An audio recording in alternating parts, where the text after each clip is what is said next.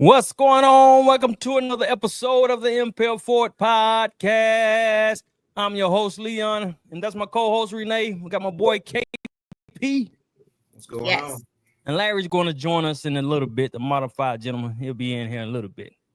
People got work to do around here. You know, we working and podcasting. We trying to fulfill new roles around here, you know? How was your week, Renee? My week was good. Easter was great. Went to church. It was busy. It was packed. People was packed for Easter. Praise the Lord. Praise the Lord. Praise the Lord. Got the word in. Got on out. Well, it wasn't that quick, but you know. No, it wasn't that quick. Really good. Saw you in the back. Choir. Y'all did your thing. It was good. Yeah. Who? Yeah. Me. Leon. I sing, nigga. He's singing in the choir. He's singing, nigga. What? Well, it's not choir. Well, give us a little bit of his eyes on the sparrow. No. He always singing. He don't be singing in the shop with you because he always he loves music, and so I understand that. Yeah. And you know who else used to love music? Who? No. Satan. That's oh Lord. Oh boy. He did. I'm just messing with my dog. Hey, look, we looking at him right now. I'm trying to get into the frame. What? How was your week? He's always he'll carry a note here and there when he's feeling good. If he got his bright Pandora going, he'll carry a note or two when the spirit moves. Mm-hmm. I got a fresh haircut, so that was good. I was able to see the new. It's people like you and all those Easter folks that took up all the slots. No, I haven't had a haircut in a while, and Leon, that's my point. If I haven't had a haircut in a while, it's because I'm changing what my style is. You guys prevented weekly cutters. Y'all took up weekly cutters space. What he's saying, Renee, is he's on the trigger. What he's saying is he had to hit me up, but like, look.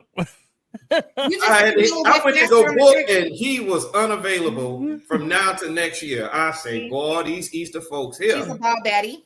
Okay. All right. So I threw up the bat signal.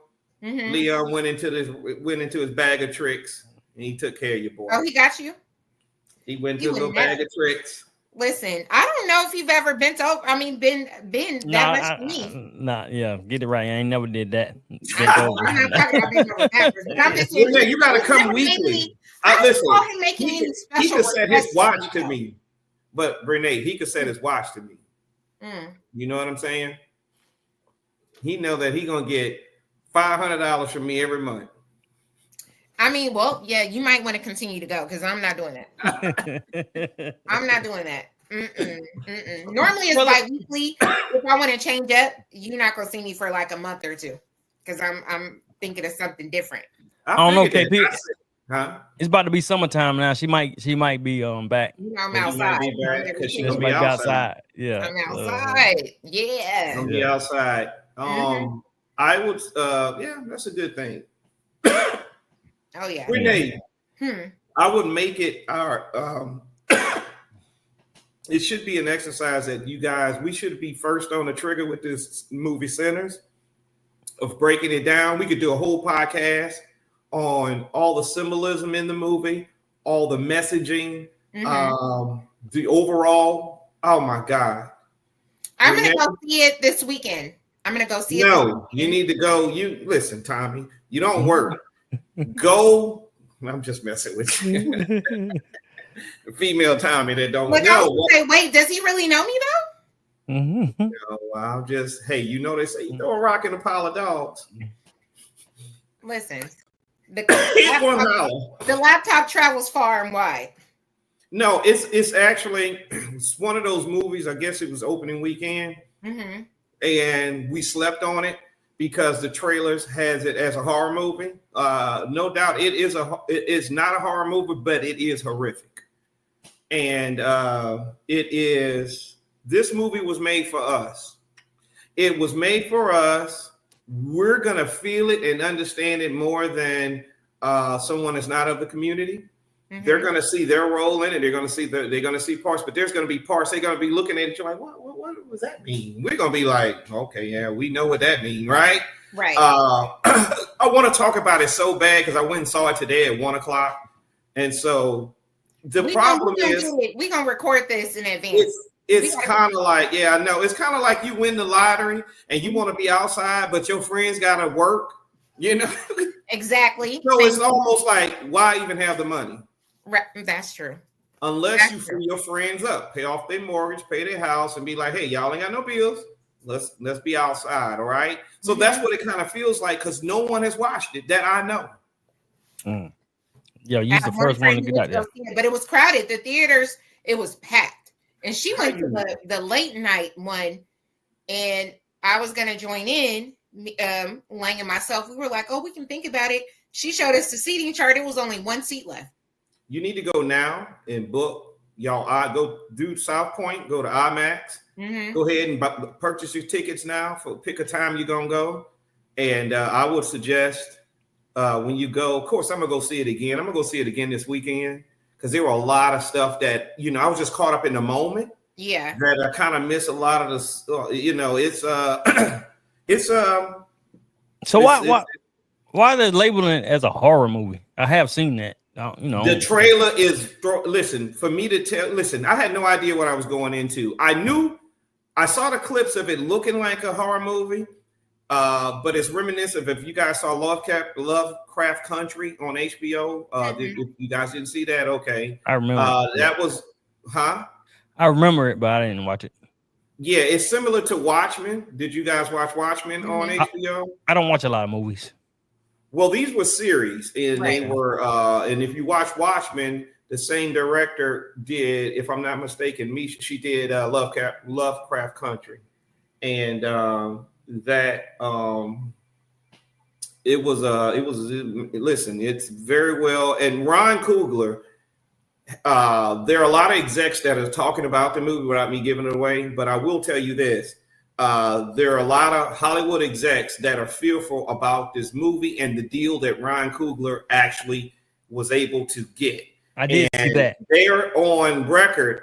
I heard some stuff today because I went to my source that I listened to, and they was breaking it down without telling the movie. But one of the things that's out there is his actual deal. Mm-hmm. The movie cost like $90 million to make.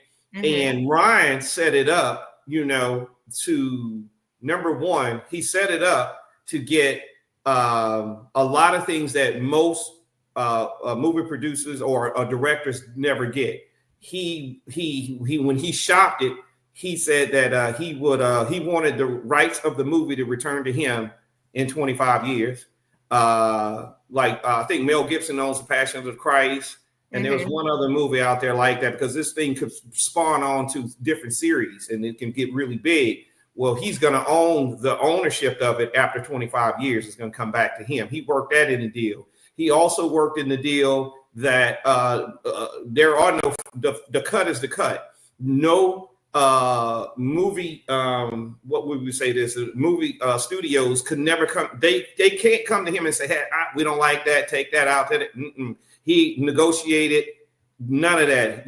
We should not need permission for our own creativity, right? Mm-hmm. And so he got that. They accepted. So what you see in there is going to be raw. It is no edit. There's no editor went in there and did some cuts unless he told him, unless he said it. So he had complete autonomy.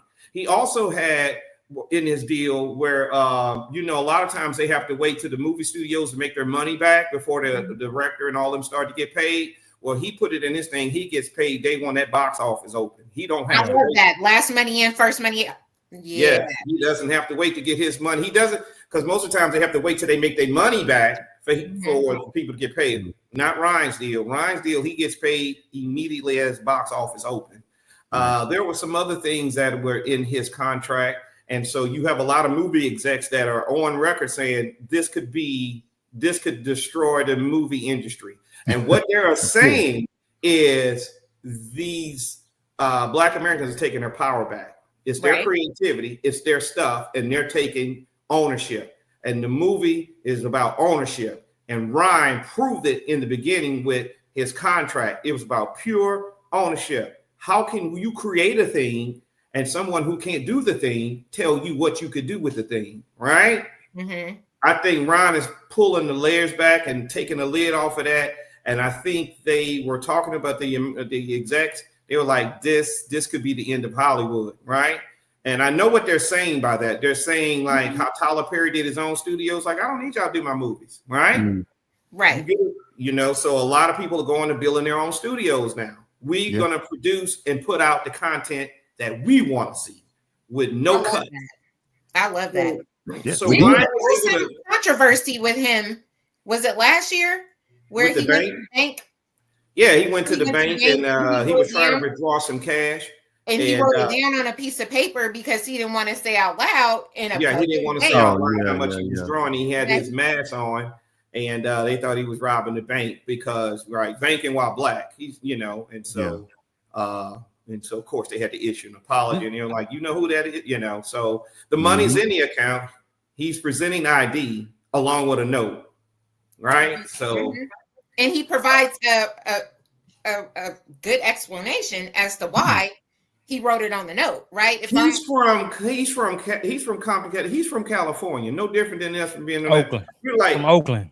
He's from Oakland. That's right. He's from Oakland, so he know the rules of engagement, and it never leaves us, right? Right.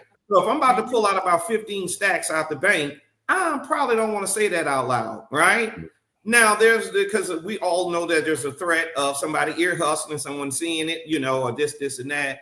So we always have our head on a swivel. It's one of our culture things that we cannot get rid of. It's how we operate in it, and others don't understand it. And so therefore, there were a lot of not understanding because he wasn't dealing with you and I. If you was that teller, you would look at his ID. You can tell through them. Oh, that's him, and he's got an ID. Who robs a bank with an ID, right? Right. And so, and only asked for $12,000, I think it was, right? Yeah. So, right. Again, you could easily say, "Can you put down your?" You know how they do at TSA, like when they'll say, "Hey, can you take your hat off really quick, or put your mask down and take a look?"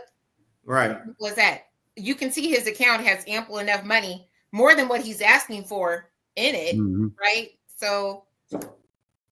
Again, he's only 38 years old.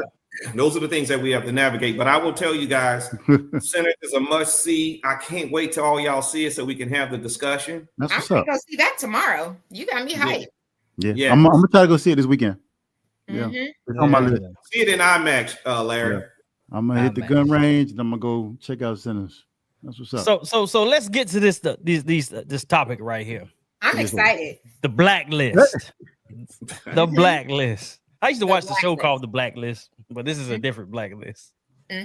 So Larry, he brought this topic on, saying that if we could pick 5 black people, past or present, and also pick their lieutenant to lead the black community, who would we pick and what positions would we assign them? But then he said, let's make it a little easier, which I don't know if this was easier. Yeah. He said the 5 areas that they can fit into: economics, education, defense, health, and justice. Now, I put it in the chat to Larry and Renee. My list was going to be incomplete, like my homework in high school. Yeah. I mean, that's just me. That's how I do. I'll take the I. Yeah, incomplete. So I'm gonna go first because I know they probably have a lot. Let's just start with one economics and then everybody go around and discuss their. Okay. And then you want to do it like that? Okay, it don't matter. Yeah, I like that. So I'm gonna go with economics. Claude Anderson and his lieutenant, you would say? Yeah, will be Boyce Watkins. That's economics. Ooh, I like that. So that's my 2. We all know about Dr. Claude Anderson, and the reason I picked put Boyce Watkins with him is because Boyce Watkins pushes his stuff a lot, and he's kind of like a mentor to Boyce Watkins. So that's why I put them together. So that's mine for economics.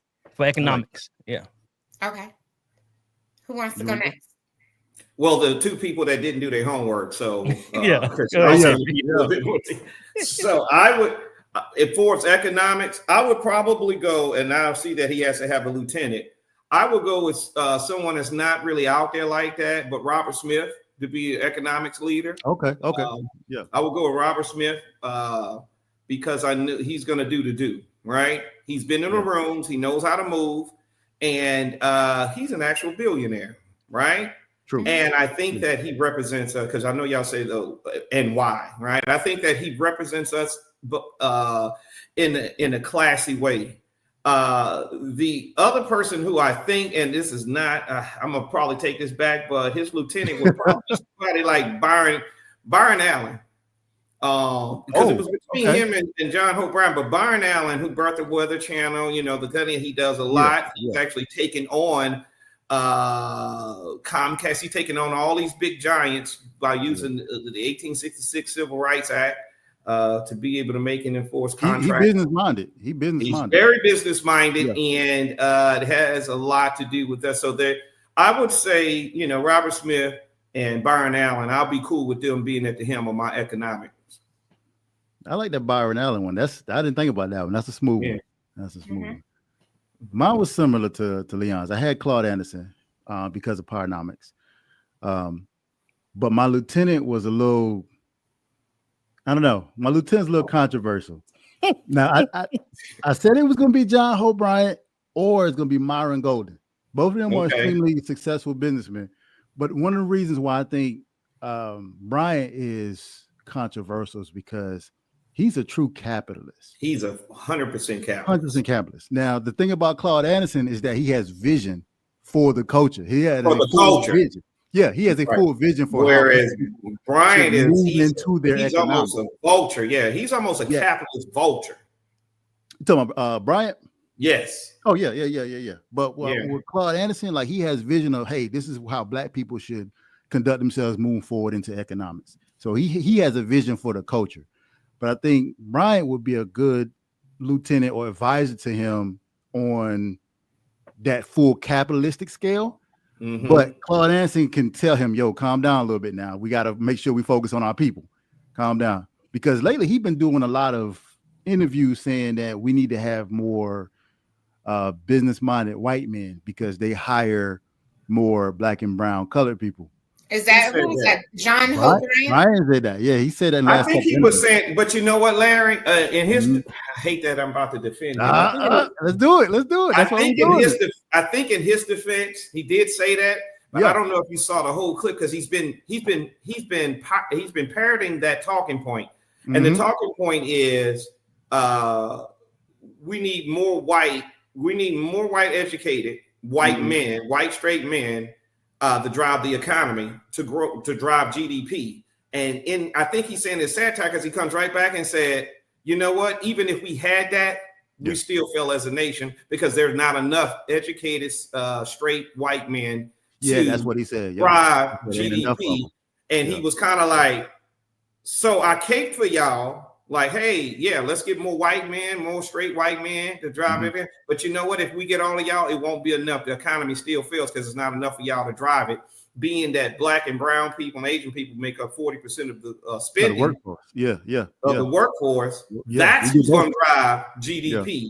And so I thought he was maybe doing it. I think he was doing a backwards hand slap on that one. It was a little like, where you going with this, John? Where you going with this? But that's what I'm saying. Like I love the people who are business minded for the culture. You know what I'm saying? Like we need some people who are not gonna get in the seat, but then play for the other team. Like we got to be careful of that.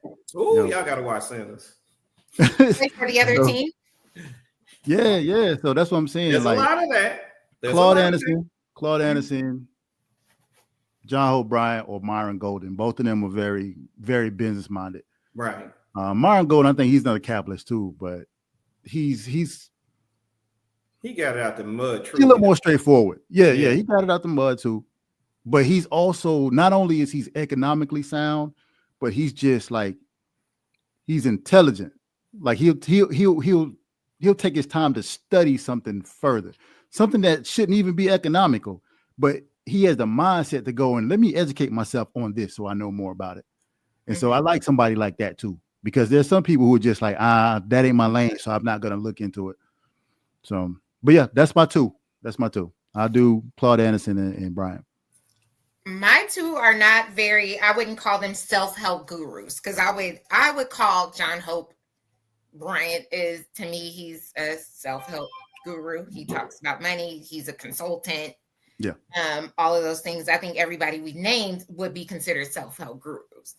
Me, I want to see someone, one, that's been successful in their own right, starting from the ground up. Because if you start from the ground up, that means that you know what it's like to struggle, right? And you know how to flip your money and continue to flip it, right? True. You can multiply. You can multiply it. Yeah. No bankruptcies, no nothing. I'm going with a woman. I'm gonna have to say Oprah. Okay. Ooh. I'm gonna have to say Oprah. She's not very braggadocious about her money, but she knows she's the richest woman in America. Black woman. Well, let me ask you this. Sleeping with the enemy. Let me ask you this, Black woman, you're 92%. Has she told you how to get it? She has told. Now in her books, don't get me wrong. I'm just asking. But I also said she's not. I'm not choosing a self-help guru, right? I know. So you're going to put an individual-minded person as your economic. That start from the bottom. Who knows how to get to the top? That I would follow her lead. I would follow. If she said, "Hey, I'm going to mentor you," which she does have mentorship programs. Yeah. I would follow her. Also, we talk about capitalism. Someone who, by any means possible, will get it. Has he been sick a couple times? I was gonna say 50 Cent. I'm sorry. Oh, you for real? I was bullshitting. Oh, no, podcast over. Oh my God. I'm gonna have to say it. About people that play. Here's the one thing. Die trying. Listen. Yo. He has set a tone. Now, nobody will borrow money from that man. Well, that's not growing it again. That's not growing in Black. So this. It's not growing in Black, but what he does is he pours into it. It's just he's not getting back in his investment. So now it's like, I need my money back by Monday. So you gave me a business plan. Right. You said you were going to execute it, right? You didn't meet the standard. You breached the contract. So because you breached the contract, I want my money by Monday. I will tell you, Renee, you do not, and I repeat, you do not want a street dude that has cleaned himself up to mask as a businessman to be over financials where you have to go and seek money from him or anything, because he is not. That's not the person you want to be dealing, because he's not gonna give it. But what I will say this, and I'm not questioning your deal. It's for conversation. But he obviously lost me with the Louisiana. He's building a studio. He's building a studio in Shreveport, right? And we had 4 amendments in Louisiana about 3 weeks ago, right? You remember those amendments? It was 4 of them. They all failed because people in Louisiana for the first time rose up and voted them all down. Well, in those were going to be tax cuts and stuff like that. Well, 50 already got tax cuts to bring the studio over there. He cut that promo. He cut a video, a commercial urging people to go and vote yes on these agendas through some deal he had worked out with Landry, Governor Landry. And I can't prove it, but the proof is in the pudding. And I will just ask that, did you know about that? And Larry said about people that looks like us but playing for the other team. He clearly plays for the other team, but in blackface. The first one too.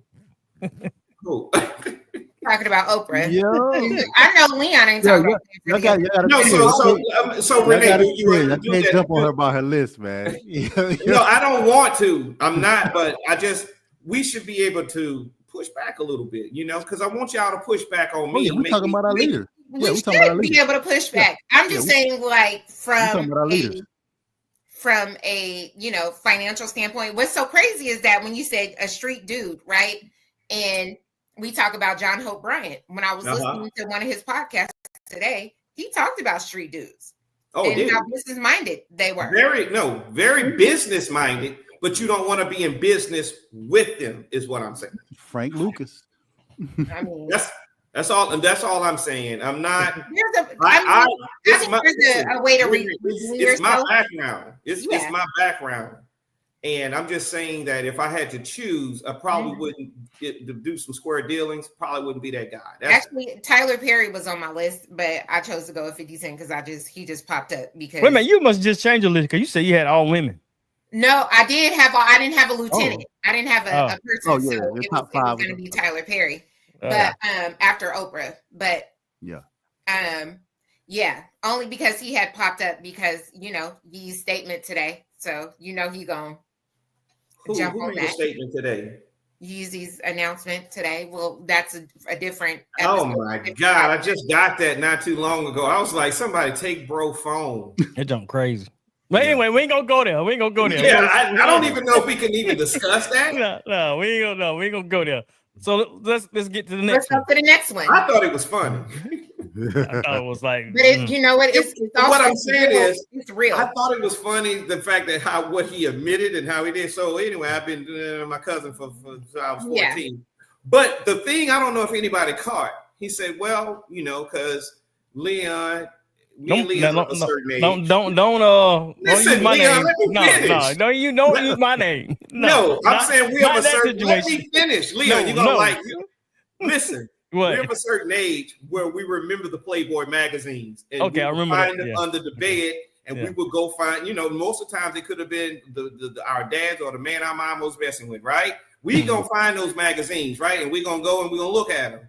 The thing that I picked out of all of that, he said, my dad had magazines. But my mama had some different ones. Yeah. What was you get on the top of her on the closet, on the shelf in her closet? Lord. Yeah. What was that? But you know what I'm saying? Did y'all pick up on that? Yeah, I picked up on it. Yeah, there's a lot of things that we will chat about on the next episode. They say women are nastier than we are. But, all right. Good. We're going back to the list. But in a good way, Renee. In a good way. But go back to the list. All right. What was in those magazines? Man, be quiet. We're going back to the list. Look, education. I'm not answering that. Education. Number 2 is education.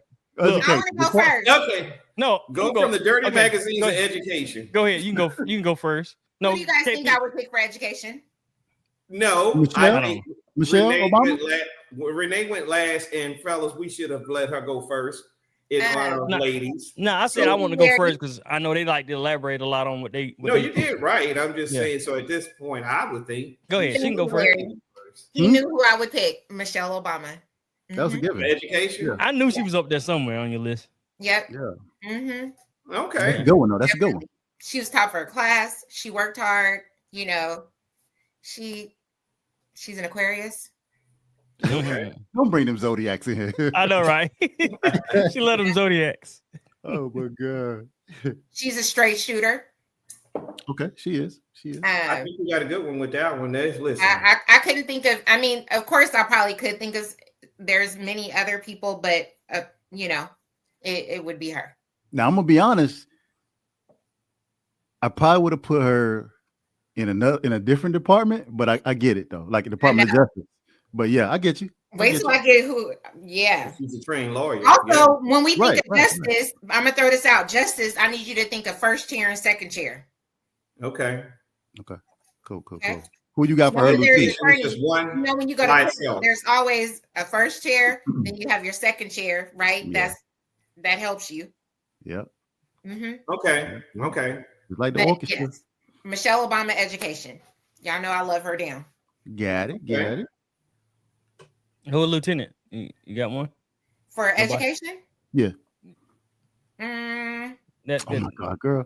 I know. I don't know why I didn't. So you in the class with me? The whole thing? You in the class with me and KP?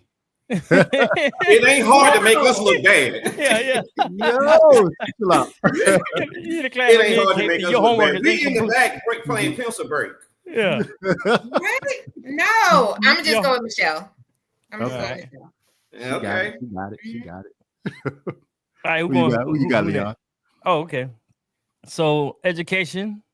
Now I get. I was thinking when you say education, I don't know where you was going with education, but my thought process was, I'm always. Well, I mean, look who's running the Department of Education right now. Well, saying I'm not thinking about anybody, bro. See, that's the thing. I'm not. See what you talking about? Department of Education. Yeah. Well, what? Education help to set the tone of the black community. Okay. Is this exercise about the Democrat of the Black America or just or for just in general? If you could pitch your top 5 to help. Okay. You know, I'm good with that. I'm good. Yeah, with that. Like we talking about selecting our leaders type of thing. Yeah, you know? Leon, spit it out. Oh, okay. Hey, look, come on, come on, Oprah and 50. Hater. I say Derek Whitehead and John Hope Bryant, education. You can put him in 2 spots. He could be working overtime. I didn't pick him. No, I picked Claude. You picked John Hope Bryant as the lieutenant. Yeah. I picked them. You picked him first. I picked him as education in mine. My first one was you didn't pick Bryant for economics. My economics was Claude Anderson, Boyce Watkins. Right. Oh, you're right. Yeah. Education is Derek Whitehead and John Hope Bryant. For sure. Derek Whitehead, I like him a lot. Now he's one of them guys. I haven't seen anything where he's given he gives a lot of information. I haven't seen anything yet to make me think that he's not real about what he say, or some people don't, may call certain people scams, or they ain't really true to the community, but he gives a lot of education on different, This is the guy y'all put me on earlier, right? This the one I sent you the other day, KP. Yeah. The older black guy. Yeah. I never knew his name. I would always see his things, and I always wanted to follow him. But whoever was posting it was he wasn't the original. So right. And I couldn't never find him in the comments. But man, so that was spot on when you sent it. I was like, man, I've been trying to find. I didn't never know who he was. Yeah, he looked like Babyface older brother.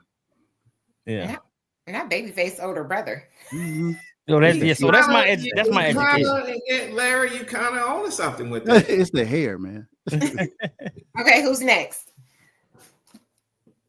I could go. Go ahead, Larry. You got some, JP? Y'all, KP? Okay. Who I got for the education? You bet who? For my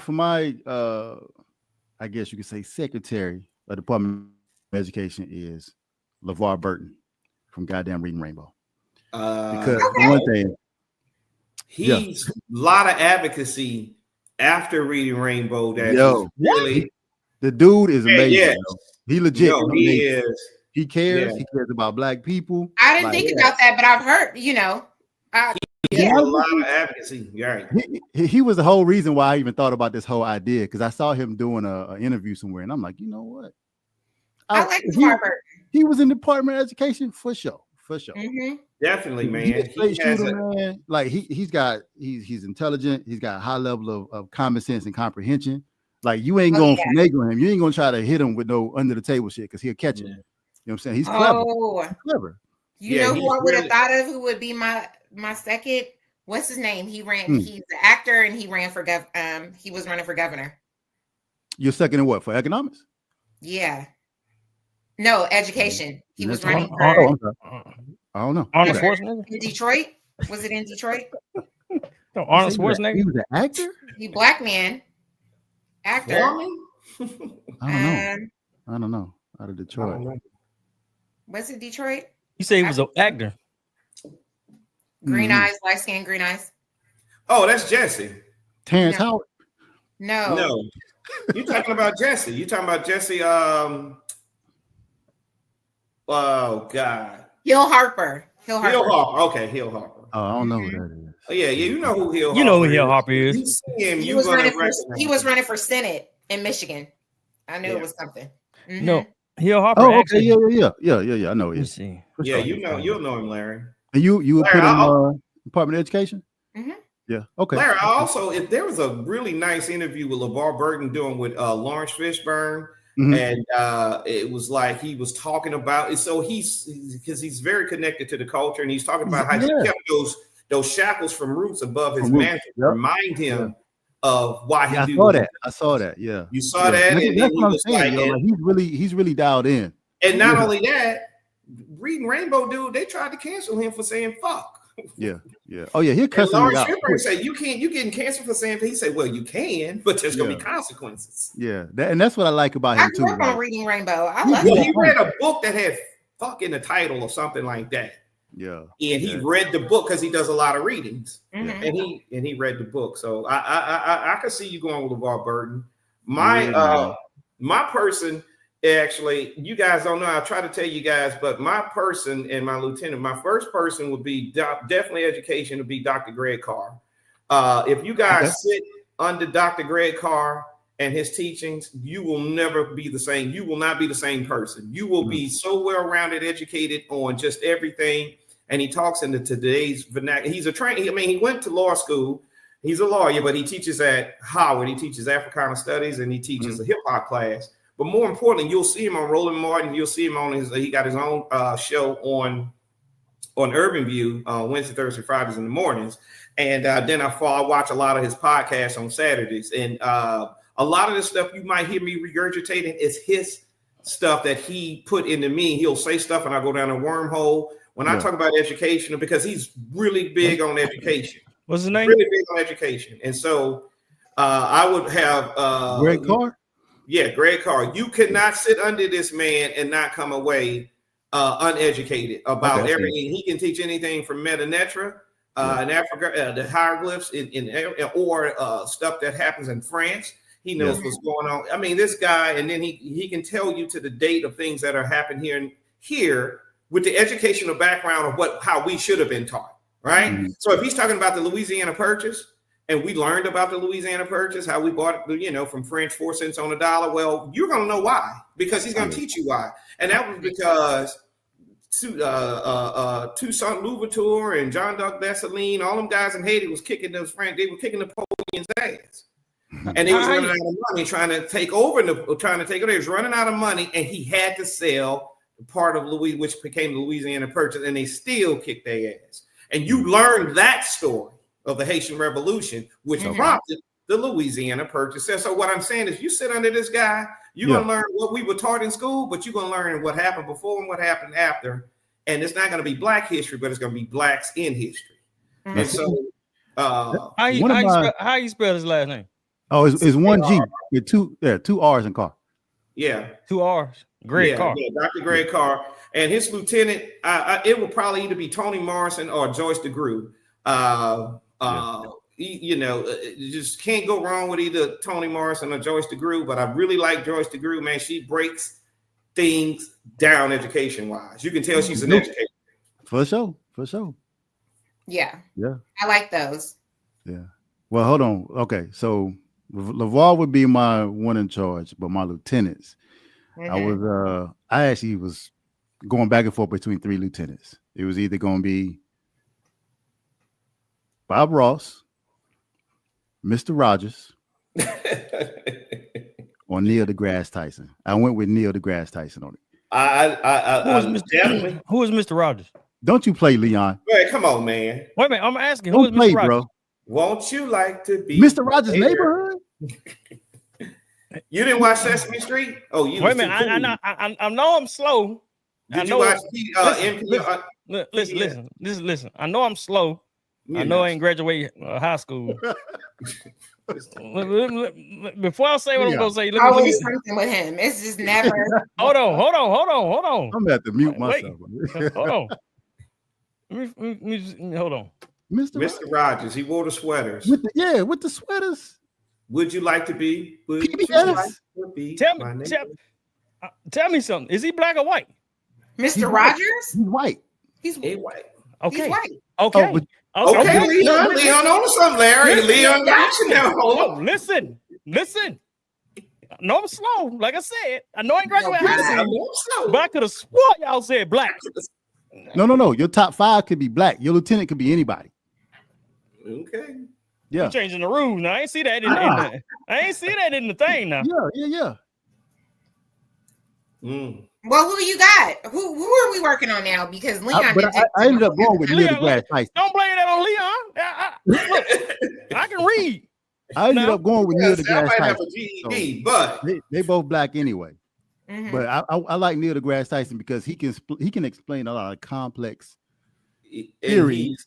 He can break down a lot of things. I love watching his breakdown. He's pretty chill. He's pretty cool. He got a understanding of a lot of stuff. He's got a high situational awareness. He can take something that you wasn't even thinking about and be like, oh, well, yeah, this is because of X, Y, and Z and stuff like that. But I think between him and LeVar Burton, they could balance each other out and have a good ass Department of Education. Hey, Mr. Rogers ain't black. I just want y'all to know that. Yeah, he's not. But he was amazing. Is upset because you didn't allow him to pay Dave Ramsey for economics. Oh my God! Oh shit! You know what? Hey, the man said black, man. Hey, that's all. I can read pretty good. Hey, look, I can read pretty good now. You got me going back. Listen, man, that cranberry juice kicking in over there. Yeah. It's about. That's why I was like, Mr. Rogers. I know who Mr. Rogers was. That's why I'm asking y'all. Like, right. You was looking for the black Mr. Rogers. That's what you was looking for. I'm like, Mr. Rogers, hold on now.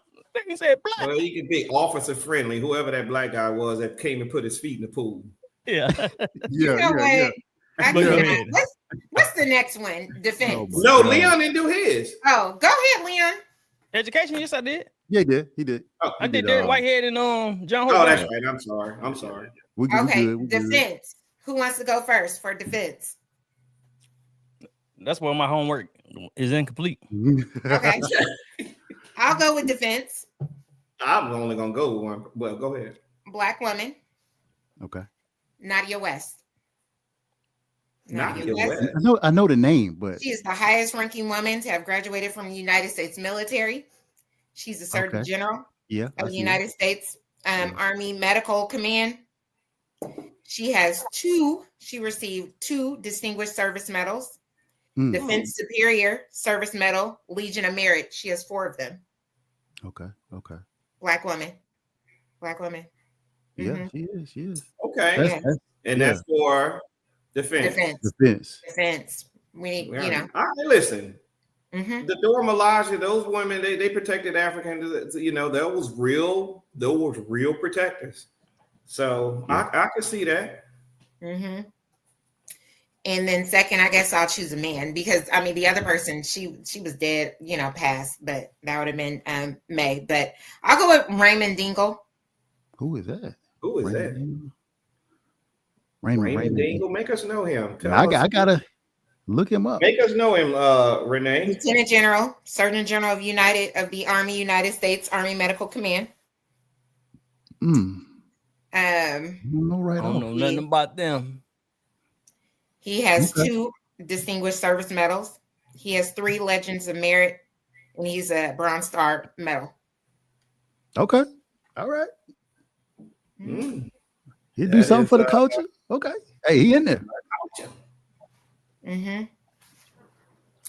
Yes. Defense. You good? Yeah. Okay. I think it's time we need to bring women back because our defense is going down the hill via group chat. We've got KP. Oh, I was answering. I would say, what we talking about? Defense? Yeah. Y'all know I got to go with. I got to go with Brother Malcolm Little, man. I gotta have him over defense, man. I gotta have Malcolm. I gotta have Brother Malcolm to oversee the defense ministry, man. And of course, it comes with the FOI, So Fruit of Islam. These brothers not playing, man. Yeah, and that discipline that's there is what we're gonna need, right? Yeah. His lieutenant obviously would be either Bobby Seals or who was the other one? Black Panther Party. Huey I'm about to say the whole Black Panther Party. No, it would be Huey Newton, and it would be Malcolm X. That would be over my defense. That would be over. Okay, I love that. I agree with you, man. That's actually what I was gonna say, but I didn't feel. Yeah, you're right. I actually was gonna say those 2 earlier. I thought about earlier in the daytime. Who was it? Malcolm X and Farrakhan. And Farrakhan, yeah. I love Farrakhan. Yeah. Well, Malcolm X, I chose him because he's going to come with the discipline of the FOI, right? And so you get all of that, and that's the basis in which our defense force would have, right? We don't go picking, we don't go starting no shit, but we will end it, right? Yeah. And I never did like this nation, how we just go to other countries and be like, hey, we're gonna liberate them. But some kind of way we end up there 20 years stealing their resources. Oh, yeah. I never agree with that. See, when you have a brother like that and another lieutenant like Huey Newton, they're not gonna go for that. Like, no, those are sovereign people. Let's leave them alone. Yeah, it ain't our fight. That ain't our fight. Yeah. But if they want to come across these shores over here, then it's on. Yeah. And that's the mentality I like for my Department of Defense to have. Yeah, I agree with that. My first one was Farrakhan too. My okay. Y'all took it back. Secretary of Defense was Farrakhan, and his lieutenant was Colin Powell, General Colin Powell. You need somebody with a steady hand. Yeah, exactly. That's why I try to get my people to balance each other out, man. I like that. I like that. That understands military logistics. Yes. Yeah. Because Colin Powell, he was Secretary of Defense for like 3 presidents. Yeah. And Colin, he's a true Republican, right? Right. But he understands the difference between right and wrong. He understands the assignment. He's more of a traditional, I guess you can say. He is. He's very fair. He would what we would call today a progressive. He wasn't really because as soon as Obama, plus he knew that when he went before the UN, when Bush sent him and Rice there to sell this war to Congress, he knew it was bullshit. He knew it. He knew it. His spirit he could never rest until he got old Sugar Abrams in that house. He couldn't rest, man. And so they ousted him and he quit himself. Because he knew it was BS. I can say that, as far as like a Republican in that position, there's very few and far between who are not drinking. People would say drink the Kool-Aid. He wouldn't. He would. He understood the role. The crazy part is that he was, Secretary of Defense under both Republican and Democratic. Yeah, and that's how much respect he had from both parties. 100%. And that's why I 100%. It's crazy. Like I was a kid when he was like in office and stuff. I was like, shit, I don't know, maybe 9 or 10 years old. There was also who was the Republican that died. He was running for president. I forgot his name. The black man who had a profit investment in what's the pizza? Herman Cain, 999. Herman Cain. You talking about he died for Trump? I'm not saying I agree with everything, but I do like how he put black men in the forefront. Okay. And he invested in black men. I believe he went to Morehouse and he poured a lot of money in Morehouse in educating black men. So that's what I would give because I like that. I like that. But some other things that's whatever. Okay. That's my 2 people. Health is next. Yeah, I struggled on this one. Did you? Yeah, I did. I'm going to go first. Black woman. I struggled. What you got? Because I was really doing my research on these. Like I was taking it serious, right? Yeah. I mean, I guess I could have looked at I was taking it serious. I could have looked at somebody newer, but I wanted to go back and see like who has expertise because I feel like in the health administration, you got to really have some sort of their health background, right? Doctor, Surgeon General, all these things.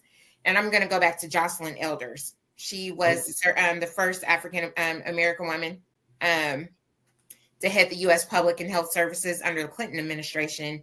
Okay. She eventually had to resign because they had some differences in opinion. I don't know what that was, but she was really big on, women's health, Black women. And that could be, some of the reasons. Maybe she wanted to push for different, efforts and resources to be put in certain areas. Maybe he didn't agree being the president, but eventually she parted ways, but she still continued her fight, with providing health to children and women and people of color. All right. That's dope. I like that. That's dope. Yeah. Go ahead, Larry. Mine was a struggle, bro.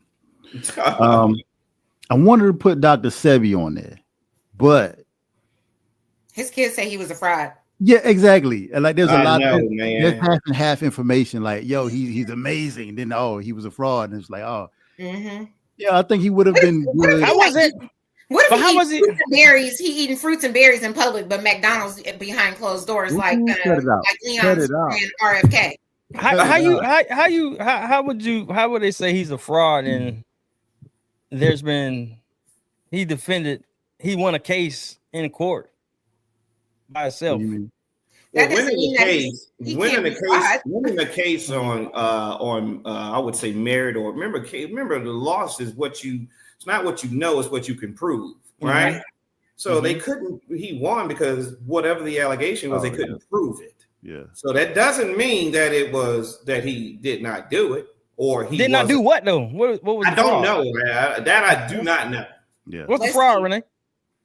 No, but that's the thing. Like that's what his kid said. Yeah, it's a lot of things out there that I heard that about his kids. Debunking him scientifically. His kids called him a fraud, and it wasn't because he hasn't paid child support and it wasn't on that level. But why did they call him a fraud though? Do you know why they called him a fraud? Do your research. I don't know. You said it. I don't. You one just brought it up. They was a fraud, so you should know. Three people besides you who don't want to hear it. That's beside the fact. Okay. Why's he a fraud though? My people. Y'all.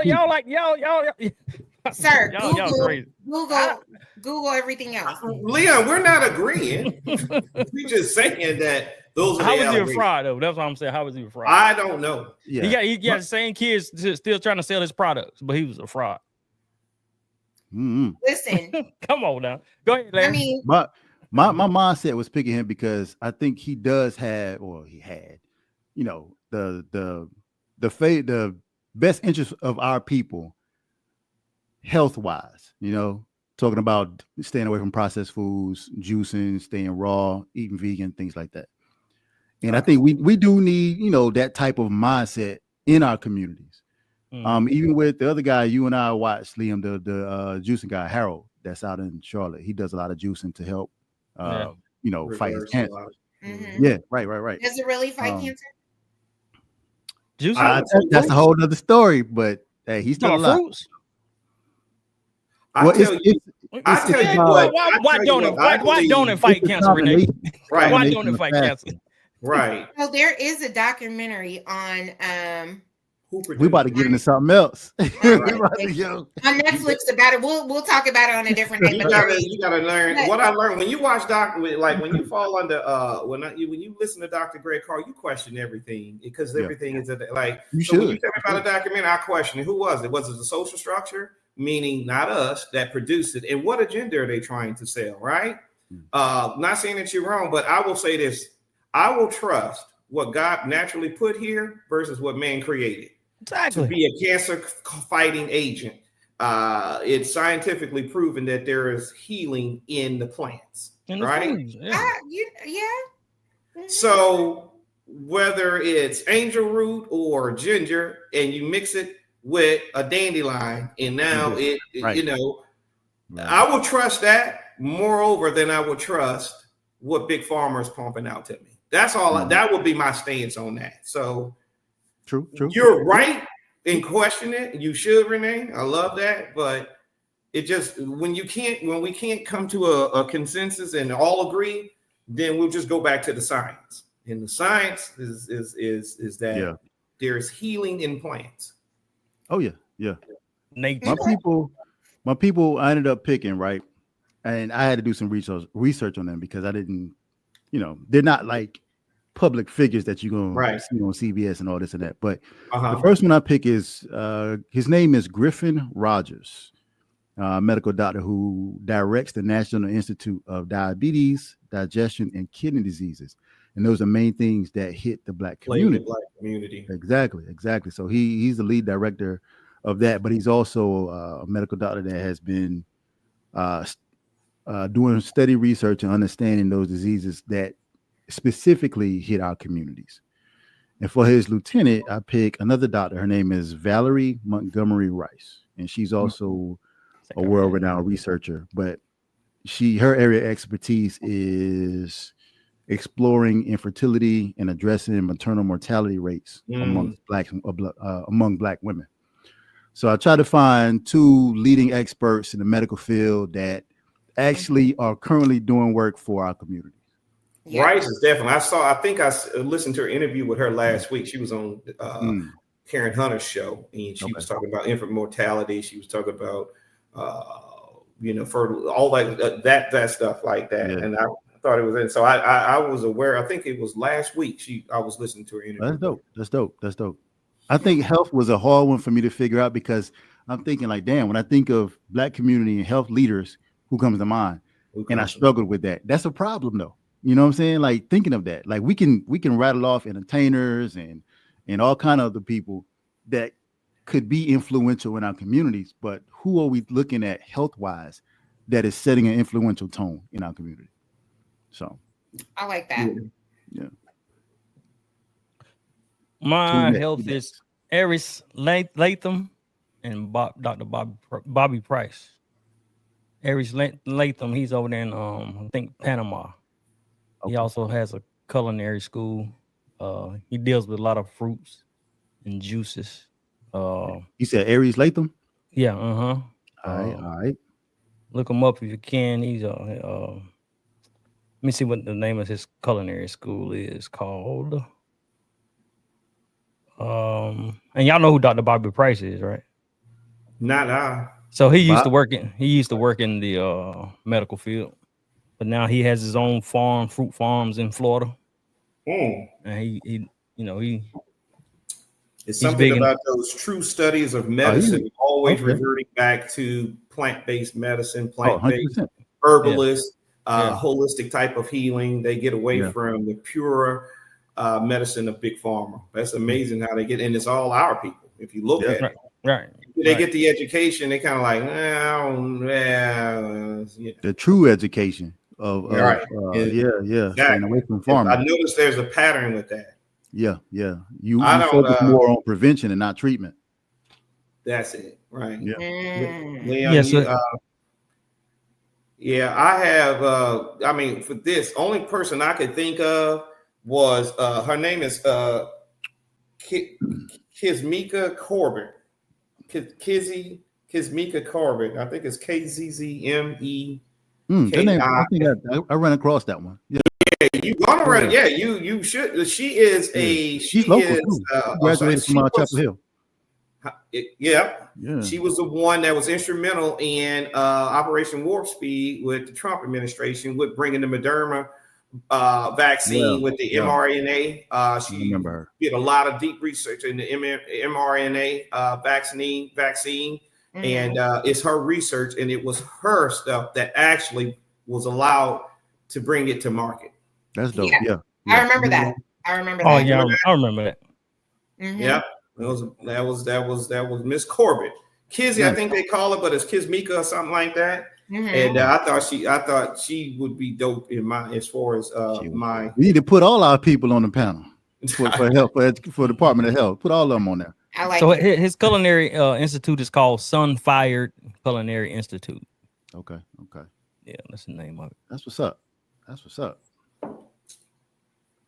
All right. We got left? Justice. We got justice left. Yep. Justice. I'm gonna go first on this. Go ahead. What you got, dog? Mine is kind of humorous, but I'm gonna say the lieutenant first is Crump. I did that for KP. I did that for KP. And Johnny Cochran. Yeah, it's kind of okay. I forgot about old Johnny, bro.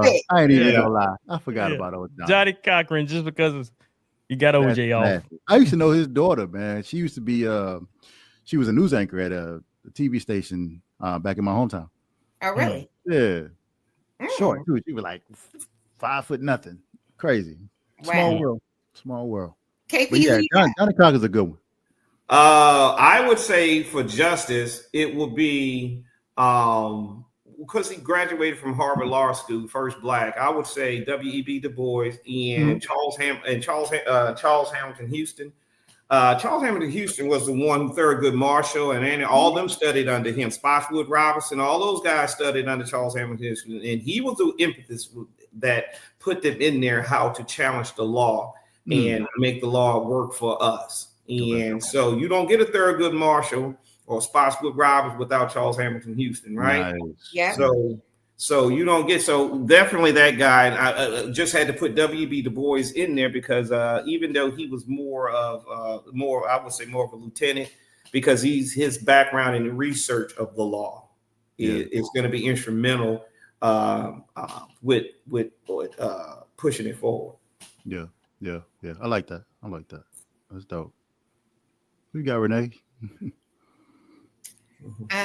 So I am my first one because it's a woman. Woman. You know who she gonna pick? KGB. No, I know. I thought about Kaji. I thought about it, but I'm gonna go with Letitia. Huh? Yeah. I'm gonna go with Letitia. Letitia James. Mm-hmm. Okay. This is where I thought you was gonna put Michelle at. Oh, you thought? No. Yeah, I thought you was gonna put Michelle over here in the Department of Justice. Because I think her focus is always more on education than anything. That was her. That's always been her driver. So Letitia James, because she's the very first person who's ever won any case against Trump successfully. Okay. As a Black woman. Look that up. Not a heat on her, but yeah. Yeah. And then my second chair was gonna be Kamala, but I switched it up. Oh. And I'm gonna go with BC Franklin. Have no idea who that is. I gotta look her up. I gotta look her up. BC Franklin. Also, Demario Solomon Simmons. Oh, the guy out of Tulsa. Yes. Yeah. Because we wouldn't have had the civil. You wouldn't be able to sue anyone civilly, right? They were the ones who created that law where you can provide a civil suit against. They sued the Klan. Okay. They won. And civil. They won. Yeah. They didn't win criminal. They won civil, and so that is so they. I remember the story. What's that name again? BC Franklin. BC Franklin, Demario, Solomon Simmons. They were pro bono attorneys for the Tulsa Five. Also Suzette Malvo. They're the ones. I mean, the law was created based on the situation they went through because they weren't able to sue the Klan criminally for shooting at them. Yeah. Right. They were able to sue them civil. They didn't receive a lot of money because all of them, they made a point though. Hitting a lot of money. They made a damn point. Today, it's like how the Proud Boys, that church sued the Proud Boys. Oh yeah, it took the trademark their name. They trademark because they ain't had much. Yep. Mm-hmm. Exactly. So poor ass racist. We were able to now, we're able to use their law against. That's how they're able to sue civilly. Trayvon Martin, his family, and Breonna Taylor, her family, to sue civilly and win. They use that case. That case is always used for them. For us. I like that. So yeah, I would go Letitia James just simply because she just be eating the Trump administration up, and she leaves no crumbs, and she's not afraid at all. I'm afraid for her, but she's not afraid. Well, yeah, they're coming after her mortgage fraud now. Yeah, allegedly. Yeah. If anything, she does. They're trying to, they with these rules and these loopholes about. Right. Being a resident here, but having primary here. Right. Or using some of your 401k, even though it's the money you put into your 401k. Your money, right. You know what I mean? Whatever. It's cool when they do it. Yeah. 100%. Yeah. But I really I would have picked Jasmine. I would have picked Ketanji, but Jasmine is great, right? And I possibly down the line would put her as second chair. That's a lieutenant. Your lieutenant got to be a pit bull in the skirt. Yeah, that's old girl from Atlanta. The one that's going after all the rappers and the RICO charges and. I mean, her too, but I was thinking about the other one who got in trouble with. I liked her. I thought about her. Because she's going after Trump too. Marilyn Mosby. Which one? No, where did you say? I know there was Marilyn Mosby. In Atlanta, the one who man, the one who got in trouble. Oh, I know who you're talking about. Little bright skin chick. Can't remember her name, but yeah. I can see her I can see her, but I can't. She a little pit bull too in the court. I like her. Yeah. My people for Department of Justice. First one is Dr. John Henry Clark, because he speaks a lot on the Black community's behalf and advocating for how we conduct ourselves and how we shouldn't take bullshit. But he also a straight shooter too. I watched a lot of his interviews on, hey, this is what really happened. This is how you've been told that history has happened, but it was incorrect type of thing. Incorrect for the community, you know, for Black people. And then right behind him is Dr. Joy DeGroy. Yeah. I want them two back to back. Yeah. But they're interchangeable. I can have her being, you know, secretary and then John Henry Clark in the first chair. Yeah, right. Yeah. The way that you said about John Henry Clark and how he teaches it, that's Dr. Greg Carr sat under him. That's his Jegna. And he referenced John Henry Clark at every turn. Yeah. And he always referenced John Henry Clark. That's how I know about John Henry Clark. And what I like about him, man, is he'll come at the community when he knows something, when we need to have a tough conversation, put it that way. He'll come at the Black community and be like, hey, y'all need to see this. Y'all need to open your eyes and really see this. Because he said a lot of stuff about the Black church and about Jesus, you know, and history and things like that. Yeah. He's saying some stories there ain't no good guys. Right. One of my most favorite quotes by him, and I use it sometimes when I'm in a cigar lounge. They're like, "Hey, Pete, man, get on your boy right here." Get on. I say, "Listen, I only debate my equals. Everybody else, I teach." That's John Henry Clark. Yeah, hey, you put that on the shirt, please. He a beast, though. He a beast. Yeah. Hey, look, KP, like I was messing with you with Crump, but I would really put William Barber behind Johnny Cocker, just because I like his. William Barber, the Poor People's Campaign. I like his fire. That's all. He does have fire. And to go back to not 2 episodes ago when we talked about the Lee Merritt, who was that, was trying to be the for the Anthony family, and we were like, let's wait for the other shoe to drop because he got shooed away, and then we see who the lawyer is now. That we, you know, of course we don't know him, but we know him, right? I didn't think they were gonna go that way, but they went that way. I like this, man. What they got your boy? What's that? They got your boy? No, they got a white lawyer or Jewish looking lawyer or something. Yeah. Oh yeah. I got a change. I'm pretty sure his legal advice was like, stay away from the, you know. Yeah. That's why I didn't want to comment. I was like, man, let's wait for the other shoe because they showing him away for a reason. You said that, and I said we'll wait, but I just thought it was weird that he was just bringing awareness of how, but he probably was providing too much information that his lawyer probably already, you know, conducted research on. Because, you know, when you choose to represent a family, you know somewhat about the case, and you have an understanding of, you know, what's going on, and if you choose to reach out, right? So his paralegal and everybody probably already did all of that, and Lee kind of probably jumped at it too much, and it kind of took away from their. Looked like it was an ambulance chasing type of deal. Not only that, but they probably could have used, and I'm pretty sure they used that in their defense to lower his bail, and they didn't want, he was exposing too much, exposing their hand, and didn't allow them to come with that aha moment. So what we got to watch is, was that a good strategic play by the family?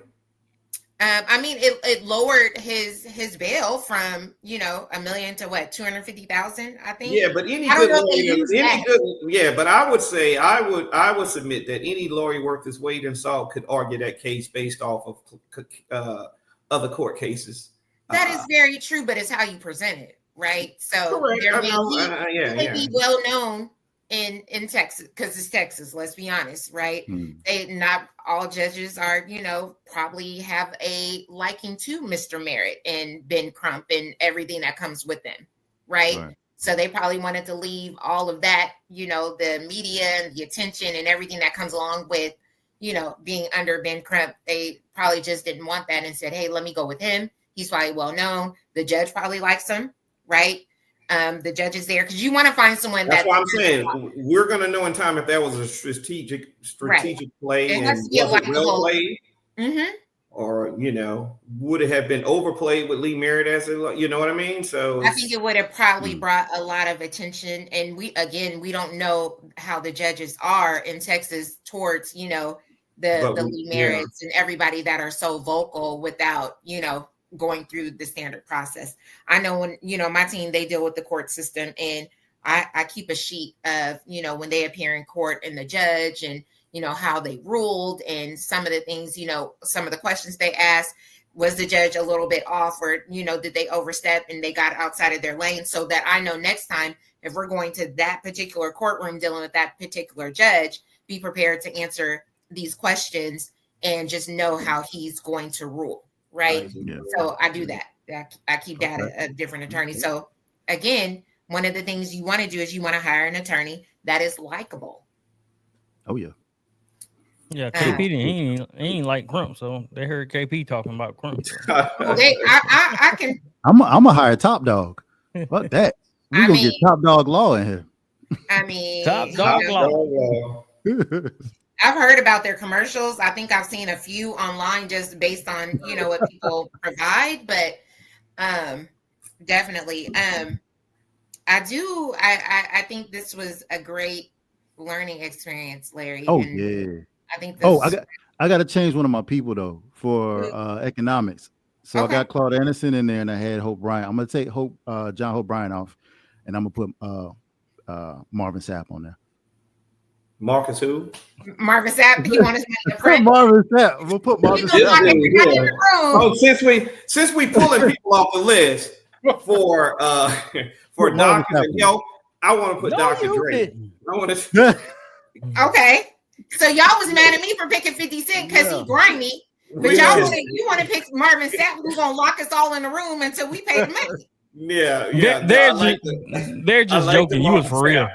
We'll get this money one way or the other. Hey, we got to get this money. Marvin Sapp will get that money or die trying. So you know what I'm saying? 50 Cent want his money by Monday, and if not, he gonna show pictures and everything. He gonna. Did Leon at church? Did Leon be singing Marvin Sapp? No. I'm really sad about it. I don't sing no lead. I sing background. Oh, okay. He's on a crazy commercial team. I wouldn't say necessarily background. That's crazy. Background. This was dope. I like this. This was a great. We have some topics that we don't have to discuss tonight, but definitely we're going to be talking about Yee and his topic. Also, we're going to be discussing on the next episode Shannon Sharp. He's in a little bit of a conundrum. Shannon Sharp about to be locked up in 5. Who knows? Who knows about to happen right now? He said, if you read the text messages, root it to the tutor at 5. Hey, for sure. I thought the text messages exonerated him. I would say so, but what's so funny? But I'm out here paying $25,000. Let me ask you. We never saw his responses. Who put out text messages? He did. His lawyer. But he provided them to his lawyer, right? Oh, okay. So there was some redactions because why didn't we see? We didn't see. Yeah. But the fact that she was like, there's $25,000 a cheek. We didn't know he was paying $50,000. Damn. Anywho, on the next episode of Intel 4, we're going to discuss all things social media and the craziness that is going on in our community. And we're going to definitely discuss sinners. We're going to discuss sinners. That's going to dominate the next one. I promise you. We're going to discuss dominate the next one. It's going to be so much material. Yes, we're going to discuss Mr. Shannon Sharp because I'm pretty, he's petty. So this is going to be an ongoing situation. For sure. What about? Well, I'm sorry. Go ahead. I forget you going through I'm breaking decorum. I'm sorry. No, go ahead. No, it's a bit of So JD Vance goes sees the Pope unannounced. The Pope didn't want to see him. Then he sees him and he dies 4 hours later. All right. It's definitely there's some theories to that. That's what happened. I would lament that. There y'all go. Dr. Greg Carr learned a lot about. There y'all go with y'all conspiracy theories. No. There's no conspiracy. It's about what people possess the sickness of being pariahs. Like wherever they show up, they make everybody sick. So we know where they were in the cave, sleeping with their animals. They wasn't sleep, so they had a lot of diseases. Mm-hmm. They're the only ones in history that traveled the continent wherever they went. The guns didn't kill the Indians.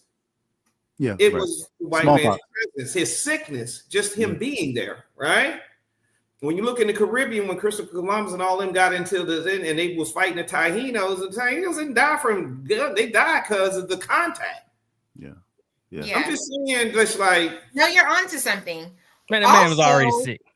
Also, I would like to. He was kind of sick already, though. I'm just saying, on his way out. Man. Let's think about who can travel the continent and get everybody sick, and who don't. That man got called home because we've been told that, you know, as Black people, we have really good immune systems. Oh yeah, of course we do. Yeah. And we can fight off a lot of different sicknesses and diseases that, you know, come forth. So that is a very interesting topic that I think needs to be discussed.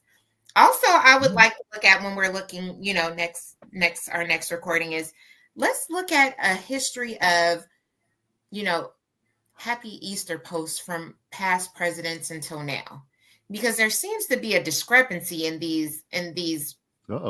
Okay. Right? And it just really seems, you know, normally it's Happy Easter, spend great times with your family, you know, he is risen, all of those great things. Right. Your president went on a tantrum and talked about Joe Biden in his Happy Easter. Went on a drunk binge. Tweet. It was very probably sitting on the shitter like he does and went to Texas. He went directly to hell. What was the contents of it? I mean, because Easter ended it with he is risen. Yeah, Easter in itself is a thing. I mean, it's confusing in all itself if you really study it. Even if you just start with, I mean, so he was healed on Friday, he rose in 3 days on a Sunday. I don't know what math they were using. Yeah. But Friday to Sunday is not 3 days. It was Happy Easter, and then it went to the radical left. Okay, of course, that's the talking point. Okay, what was he throwing? What was he saying? Okay, maybe I need to see about Sleepy Joe Biden. And that's not the president anymore. Yeah, but we all know how this man get down. So, you know, y'all know Trump don't care about that. Of decorum. Because there seems to be a problem. It gets the people going. Well, he definitely probably has early onset dementia. There's probably something twirling on in there. I mean, his faculties are. Listen, the man's about to be 80 years old. So yeah, I mean, sometimes you got to take the phone from Grandpa. You take the keys from him. Hell yeah. Very true. All right, y'all just make sure y'all go see Sinners this weekend. Yeah, you go see it too. Yeah. So he's not going to see Sinners this weekend. That's what we're talking about next on the next. We will talk about that. We will break down Ryan Coogler and how he was able to get the. I really like that. How he was able to get that. And listen, we get it through our work. We get it through proving ourselves. And we get it through just pure artistry. The other thing is, look, Ryan, because I'm triggered by certain, like I'm looking at my boy Larry's shirt. If he dies, he dies. That's from the Rocky movie. But if you think about Ryan Coogler, and this is what was missed in what Ryan Coogler did, he took a franchise like Rocky, and he centered it around Creed, and it diminished Rocky, and it made us not even think about Rocky anymore. And it lifted that black man up to where he, you know, is focused around Creed. You get what I'm saying? He was able to turn into a period piece. He was able to turn that into our piece. Using the same character. Using the same character. Using the same character. And he just ushered it along, and he grew it. And it's not, you don't think of, when you think of Rocky, you don't think of Creed. You think of Creed and Creed all with the trilogy. Yeah, like right? it's by itself. It's so Ryan was able to take, if he dies, he dies. Yeah. To, you know, having and he's, so you can tell this man loves his mom and his wife, because the way he cast women in his movies. Oh yeah. The way he put Felicia Richard in there with the, you know what I mean? She had to take it's just like, even when y'all see this movie, just pay attention to all the way how he had, even in Wakanda, how he had the black women centered. Oh yeah. Yeah. He had them centered as protectors and nurturers at the same time. And it made you sure that he centered them. And he always, but I know we're getting ahead of ourselves, but I'm just saying, y'all gotta look at Ryan Coogler, man. Say that for the next episode. There you have it for the last episode of the MPL4 podcast. Remember, seize the opportunity to grasp your dreams.